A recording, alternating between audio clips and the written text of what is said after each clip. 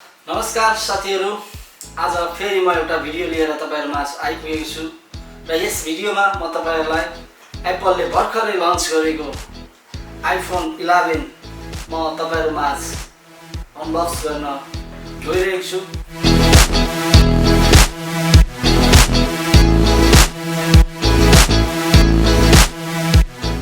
हेरौँ न त यो 2019 मा एप्पलले त्यस्तो के खास ल्यायो त आइफोनमा।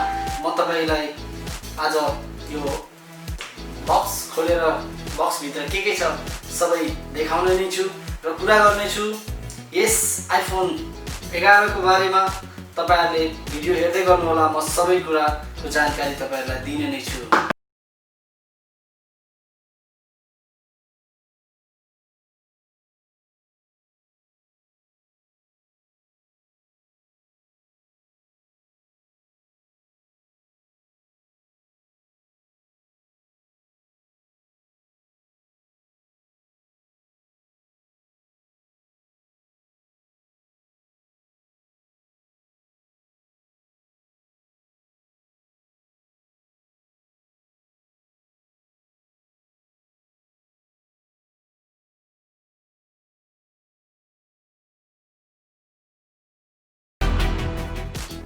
मैले ल्याएको छु आज लेटेस्ट ब्रान्ड न्यू आइफोन 11 र कलर पनि एकदमै ब्रान्ड न्यू। एप्पलले अहिले नयाँ ग्रीन कलरमा पनि आइफोन निकालेको छ र पर्पल कलरमा पनि निकालेको छ।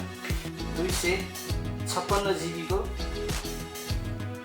आइफोन 11 र ग्रीन कलर एकदमै नयाँ र नौलो कलर। तो पहिला लिडलाई हटाएर हेरौँ यो भित्र के छ।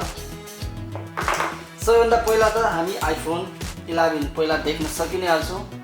आइफोन 11 जसमा दुईटा क्यामेरा रहेको छ, एउटा वाइड एउटा अल्ट्रा वाइड।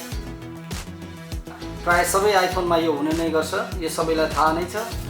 र यसभित्र तपाईको युजर गाइडदेखि लिएर सिम टुल, तपाईको एप्पल स्टिकर, यो सबै नै प्राय सबैले आइफोन किन्दा देख्नु भएकै हो यो। र यो रह्यो एप्पलको हेडफोन,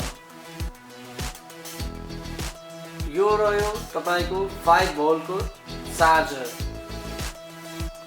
यो रह्यो USB लाइटिङ केबल चार्ज गर्नको लागि।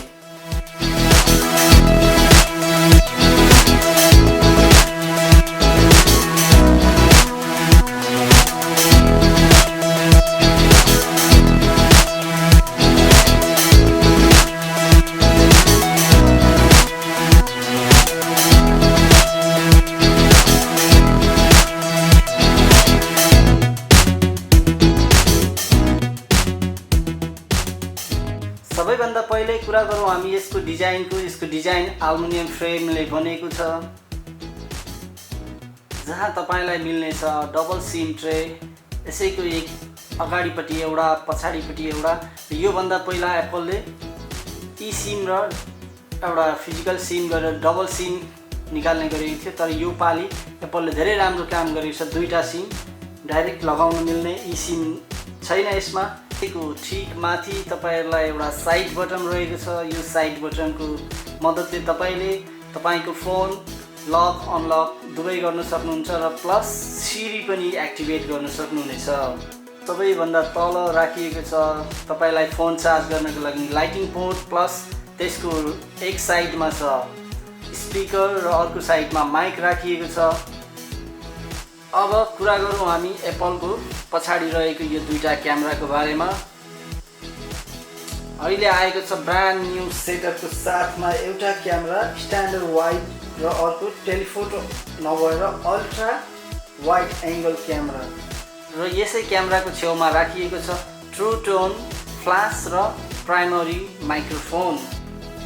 अब कुरा गरौँ अर्को एउटा नयाँ एप्पलले गरेको अपडेटको बारेमा, जुन छ प्रोसेसर। यसमा रहेको प्रोसेसर तपाईको A13 बायोनिक चिप, नयाँ पहिला A12 थियो, अहिले A13 राखिएको छ इन्जिन यसमा। यो तपाईको पहिलाको 10R को भन्दा 20% इम्प्रुभ गरिएर तपाईको CPU र GPU एकदम फास्ट चल्ने बनाएको भनेर एप्पलले भनिएको छ। र आइफोन 11 को कुरा गर्दा आइफोन 10R को अपडेट भर्जन भनेर यसलाई भनिएको छ। र यो 10R यसको ब्याट्रीको कुरा गर्नुपर्दा 10R आफैमा ब्याट्री तपाईको एकदमै टिक्ने थियो, टिकाउ थियो र 10R को भन्दा 1 घण्टा अझ बढी टिक्ने ब्याट्री यसमा जडान गरिएको छ आइफोन 11 मा। अनि अर्को कुरा यसमा अगाडिको क्यामेरा तपाईको यो हाम्रो अगाडिको सेल्फी क्यामेरा भनिन्छ अथवा फ्रन्ट फेसिङ क्यामेरा जे भन्नु, यसले पनि तपाईको नयाँ अपडेट गरिएको छ यो क्यामेरामा। यो क्यामेराले पनि पहिला चाहिँ हामीले पछाडिको क्यामेराले मात्र स्लो मोसन भिडियोहरू खिच्न सक्थ्यौं भने अहिले चाहिँ तपाईको फ्रन्ट फेसिङ क्यामेराले पनि स्लो मोसन मजाले तपाईले चाहे जस्तो स्लो मोसन खिच्न सक्नुहुनेछ। यो एउटा एकदमै नयाँ कुरा निकालेको छ, धेरै राम्रो छ यो पनि। यस फोनमा 6.1 इन्च को लिक्विड रेटिना एचडी डिस्प्ले राखिएको छ। एप्पलले माथि राखेको छ एउटा सानो नच जहाँ हामीले पाउन सक्छौं कम्प्लिट हार्डवेयर फेस आईडी को लागि र यहाँ राखिएको छ 12 मेगापिक्सल को फ्रन्ट फेसिङ क्यामेरा। अब कुरा गरौँ यो आइफोनमा रहेको डुअल क्यामेरा सिस्टमको बारेमा। आइफोन XR मा सिंगल क्यामेरा मात्रै थियो भने यसमा तपाईलाई मिल्छ 12 मेगापिक्सल को कम्बिनेसन जहाँ एउटा स्ट्यान्डर्ड वाइड एंगल लेन्स र अर्को अल्ट्रा वाइड एंगल लेन्स।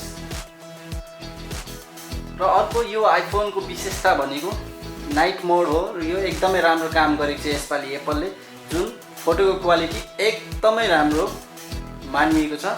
यसले तपाईलाई फेस आईडी मा पनि एकदमै इम्प्रुभमेन्ट गरेको छ। अब अर्को कुरा एउटा भन्नुपर्दा यसको बारेमा तपाईलाई के छ भने जोस अब यसो बाहिर कोही बेला पानी परिरहेको बेलामा फोटो खिचाउन भन्दा क्यामेरा बिग्रेला अथवा फोन बिग्रेला कि भन्ने पिर हुन्थ्यो। अब यो फोनले चाहिँ तपाईको त्यो इच्छा पनि पूरा गरिदिन्छ। पानीबाट पनि तपाईले यसलाई जोगाउनु पर्ने आवश्यक छैन।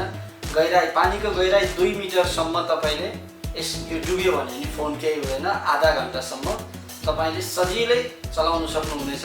र यही हो साथीहरु आइफोन 11 को मेन हाइलाइट भनेकै latest brand new dual camera system, साथमा इम्प्रुभमेन्ट छँदैछ र फ्रन्ट फेसिङ क्यामेरा र जुन प्रोसेसर छ यसमा तपाईको यो नेक्स्ट लेभलको जस्तै नै छ। तपाईको A13 बायोनिक चिप प्रयोग गरिएको छ यसमा, त्यो झन् एकदमै फास्टर प्रोसेसरहरु छ तपाईको यसमा।